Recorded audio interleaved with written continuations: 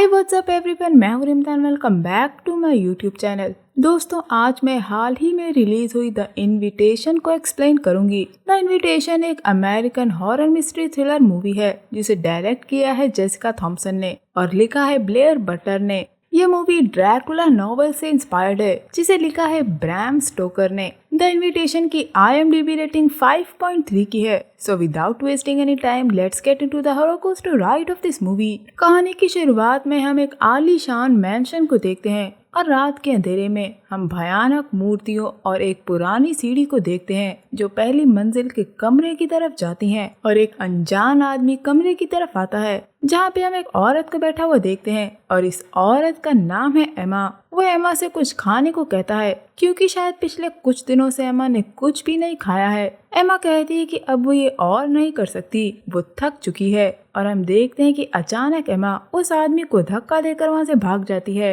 एमा सारी आशाएं खो चुकी है और उसने खुद को खत्म करने का फैसला किया है क्योंकि उसे विश्वास है कि उसकी मौत के साथ वो दहशत हमेशा के लिए खत्म हो जाएगी। जिसके बाद हम देखते हैं कि एमा अपने गले में एक तार बांध लेती है और खुद को मैंशन से लटका लेती है जिससे उसकी मौत हो जाती है। अब कहानी आज के समय में शिफ्ट होती है जहां हम एवी को देखते हैं जो वेट्रेस का काम करती है। वहां अनलॉक योर पास्ट की 10th एनिवर्सरी मनाई जा रही होती है और इनका एक ऑनलाइन पोर्टल है, यानी कि एक वेबसाइट जिसका नाम है फाइंड योरसेल्फ। यहाँ ये लोग लोगों का DNA टेस्ट करके उनकी फैमिली से उन्हें मिलवाते हैं। यहाँ हम एवी की एक दोस्त को भी देखते हैं जो कि है ग्रेस, जो चोरी से एक हैम्पर उठा लेती है जो वहाँ के गेस्ट को दिया जाना था। हम देखते हैं कि एवी उस वेबसाइट पे जाके अपना DNA सैंपल अपलोड कर देती है और एवी की DNA सैंपल के रिजल्ट आते हैं जो किसी से मैच हो जाते हैं। यहाँ हम ओलिवर नाम के एक आदमी को देखते हैं जो एवी का सेकंड कजन है। वो एवी को मैसेज करता है कि वो इंग्लैंड से न्यूयॉर्क आ रहा है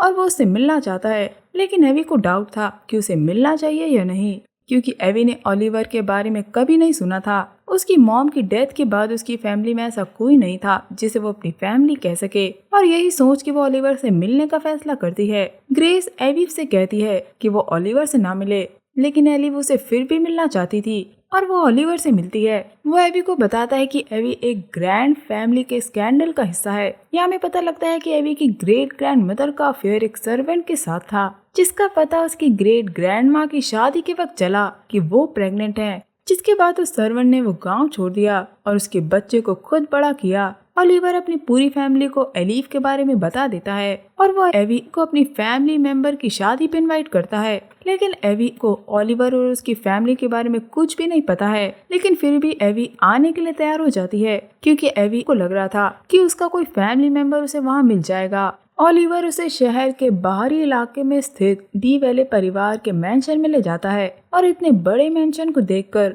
एवी अपनी आंखों पे विश्वास नहीं कर पाती और वो गलती से वहाँ की दो मेड्स यानी कि दिया और इमोजन से टकरा जाती है जिनके पास ग्लासेस का डिब्बा था और वो बॉक्स गिर जाता है। तभी वहाँ हेड बटलर दिखाया जाता है जिसका नाम है मिस्टर फील्ड और वो उन मेड्स और एवी से रूडली बात करता है। मिस्टर फील्ड एवी से कहते हैं कि वो लाइब्रेरी में नहीं जा सकती क्योंकि वो वॉल्टर की प्राइवेट जगह है और यहाँ हम वॉल्टर को देखते हैं जो उस मैंशन का मालिक है। वो मिस्टर फील्ड को शांत रहने के लिए कहता है। मिस्टर फील्ड वहाँ से माफी मांग के चला जाता है। यहाँ एलिफ की मुलाकात वॉल्टर से होती है और यहाँ हमें रियलाइज होता है कि ये वही मैंशन है जो स्टार्टिंग में दिखाया गया था जहाँ एमा ने खुद को लटका लिया था। इसके बाद हम एक मेड मिसेस स्विफ्ट को देखते हैं जिसे एवी के लिए अपॉइंट किया जाता है। एवी का ध्यान एक पोर्ट्रेट की तरफ जाता है जब मिसेस स्विफ्ट उसे बताती हैं कि वो हाउस की फॉर्मर लेडी का है। पोर्ट्रेट में उस औरत के चेहरे पे उदासी थी जिसे देख के ऐसा लग रहा था कि वो वहाँ नहीं रहना चाहती और घर में कुछ ठीक नहीं था। तभी वहाँ वॉल्टर आता है जो अपने बटलर के लिए एवी से माफी मांगता है और एवी में बहुत दिलचस्पी दिखाता है। एवी को विश्वास नहीं होता है कि वो इतनी रॉयल फैमिली से जुड़ी है। एवी को एक बुरा सपना आता है जिसमें वो एक जगह देखती है और उसे आवाज सुनाई देती है और वहाँ सामने उसे एक और बिल्डिंग दिखाई देती है और जब एवी पलटती है और जब एवी मुड़ती है तो उसे एमा मैंशन में खड़ी नजर आती है और एमा का सर कटा हुआ दिखता है। इस सपने से एवी डर जाती है। रात में एवी मिस्टर फील्ड को सारी मेड्स को काम देते हुए देखती है जब मिस्टर फील्ड एक मेड को लाइब्रेरी में जाकर सफाई करने के लिए कहते हैं। तभी मिसेस स्विफ्ट एवी को वापस चलने के लिए कहती हैं क्योंकि रात में घूमना सेफ नहीं था। लाइब्रेरी में गई हुई मेड को किसी के होने का एहसास होता है। तभी वहाँ उसे ऊपर 2 चमकती आंखें दिखाई देती हैं और उस मेड को खींच लिया जाता है। अगले सीन में हम देखते हैं कि मिस्टर फील्ड 2 मेड्स को बेसमेंट में जाने के लिए कहते हैं क्योंकि मालिक ने वहाँ रखी शराब की बोतलें मंगवाई हैं। उस बेसमेंट में जाने के बाद एक मेड को एक हाथ टच करता है। तभी उसे दूसरी मेड की आवाज आती है और वो उस तरफ चली जाती है। हम देखते हैं कि दोनों मेड्स को शराब मिल जाती है, लेकिन एक मेड का हाथ फंस जाता है और वो अपना हाथ छुड़ाने की कोशिश करती है। तभी दूसरी मेड के पीछे कोई खड़ा नजर आता है और वो उसकी गर्दन तोड़ के उसे मार डालता है। इसके बाद हम देखते हैं कि वॉल्टर ने एक ड्रेस एवी को पार्टी में पहनने के लिए दी थी, जिसे देखकर वो खुश हो जाती है और अब एवी नाइट पार्टी में जाती है जहां हम 2 मेड्स ऑफ ऑनर को देखते हैं जो कि हैं लूसी और विक्टोरिया, जो कि एवी से बात करती हैं। अब वहां वॉल्टर आता है जो एवी के साथ डांस करता है। वो एवी को अपना रूम दिखाने के लिए लेके जाता है और यहाँ ये दोनों करीब आ जाते हैं और वो दोनों किस करते हैं। अगले सीन में हम एवी को उसके रूम में देखते हैं जहाँ उसे 2 हाथ नजर आते हैं, जिससे एवी डर जाती है। तभी वहाँ मिसेस स्विफ्ट आती हैं और एवी मिसेस स्विफ्ट को बताती है कि उसे लगता है कि वो पागल हो रही है। मिसेस स्विफ्ट भी उसे कुछ बताना चाह रही थी। तभी वहाँ वॉल्टर आ जाता है और वो एवी के रूम में ही रहता है। यहाँ वॉल्टर बताता है कि वो चाहता है कि उसे कोई वैसा ही देखे जैसे कि वो है। अगले दिन लूसी और विक्टोरिया एविड के कमरे में आती हैं और कहती हैं कि शादी के पहले उन्हें स्पा जाना चाहिए और वो एविड को अपने साथ ले जाती हैं, जहां विक्टोरिया एविड से वॉल्टर के बारे में बात करती है। विक्टोरिया एविड से वॉल्टर के बारे में और जानने के लिए कहती है, पर तभी एक मेड से एविड का हाथ कट जाता है और उसके हाथ से खून निकलने लगता है। तभी विक्टोरिया एविड की उंगली का खून चूस लेती है। एविड को ये बिल्कुल पसंद नहीं आता और वो वहाँ से चली जाती है। वो सीधा वॉल्टर के ऑफिस में जाती है जहाँ उसे टेबल पे एक फाइल मिलती है जिसमें एवी और उसकी फैमिली के बारे में सारी जानकारी थी।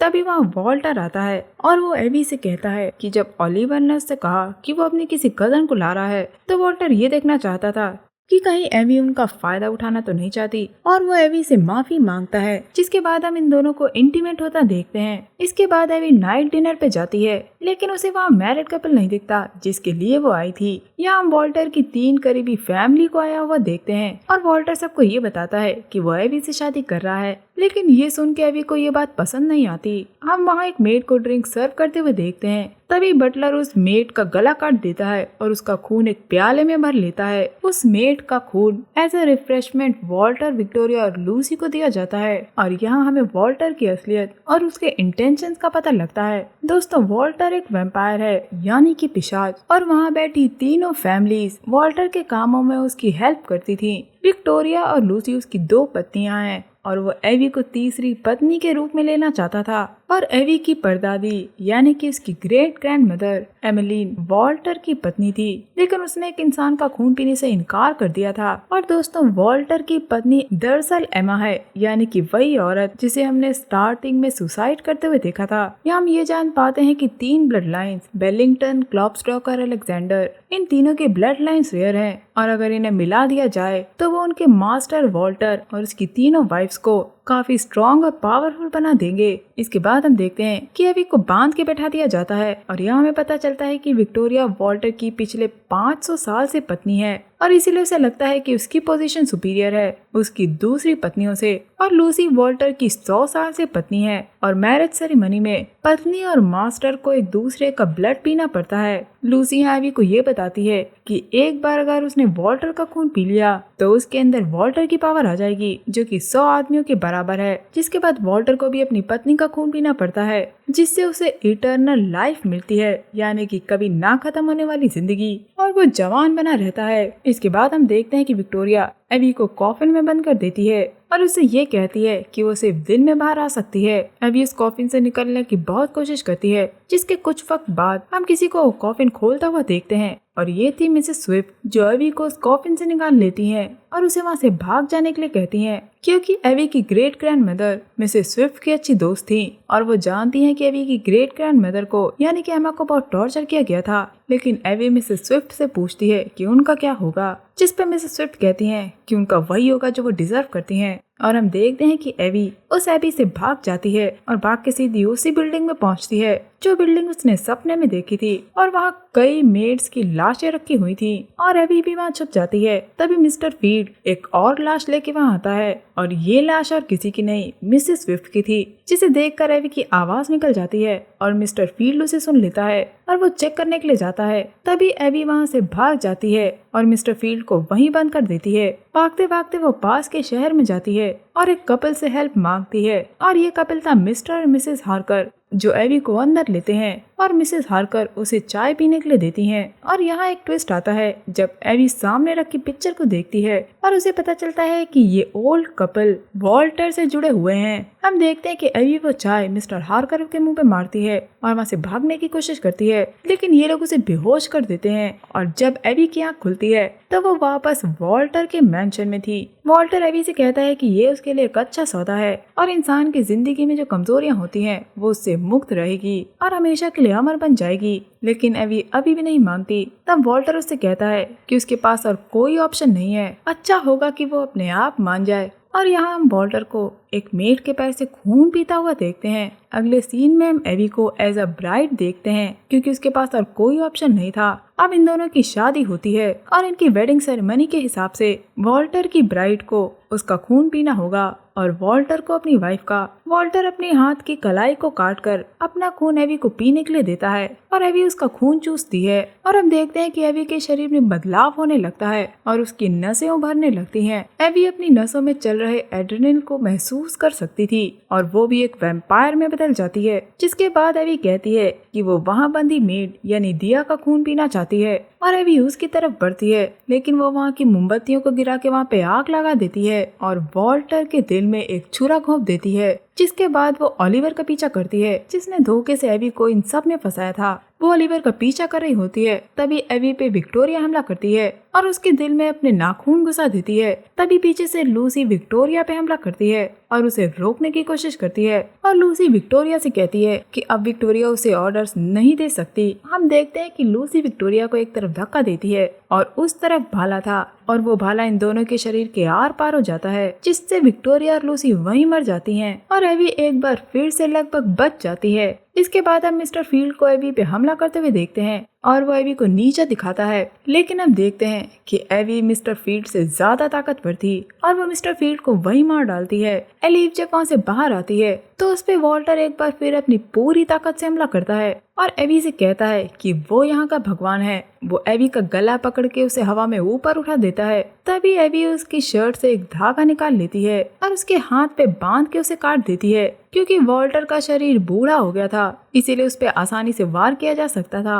और एबी वॉल्टर पे अपनी पूरी ताकत से हमला करती है और उसे आग में ढकेल देती है, जिससे वॉल्टर जल के खत्म हो जाता है। जैसा कि आप और मैं सुपरनैचुरल सीरीज के थ्रू जानते हैं कि वैम्पायर्स को दो तरीके से मारा जा सकता है, या तो उनका सर काट दिया जाए या फिर उन्हें जला दिया जाए। और एबी ने वॉल्टर को जला दिया था, जिससे एबी वापस नॉर्मल बन जाती है और अब ये नाइटमेयर यहीं खत्म हो जाता है और एबी उस मैंशन से बाहर निकल जाती है। इसके बाद कहानी 2 हफ्ते आगे आती है, जहाँ हम एबी को वापस न्यूयॉर्क में देखते हैं। मूवी के एंड में हम ओलिवर को देखते हैं जो देश से भागने और अथॉरिटीज से एविडेंस छुपाने की कोशिश कर रहा था। और यहाँ हम एबी और उसकी फ्रेंड ग्रेस को देखते हैं और इन दोनों ने अभी भी ओलिवर को माफ नहीं किया था। इन दोनों ने ओलिवर को ट्रैक किया था और अब हम इन दोनों को ओलिवर के ऑफिस में जाता देखते हैं। शायद ये दोनों ओलिवर को उसके अनग्रेटफुल बिहेवियर और उसके पापों के लिए उसे मार डालती हैं और बस स्टोरी यहाँ खत्म हो जाती है। दोस्तों ये मूवी ठीक ठाक है, आप इसे एक बार जरूर देख सकते हैं। हालांकि इसमें कुछ ओरिजिनल और ऑथेंटिक नहीं था। ऐसी स्टोरी हम पहले भी कई मूवीज में देख चुके हैं।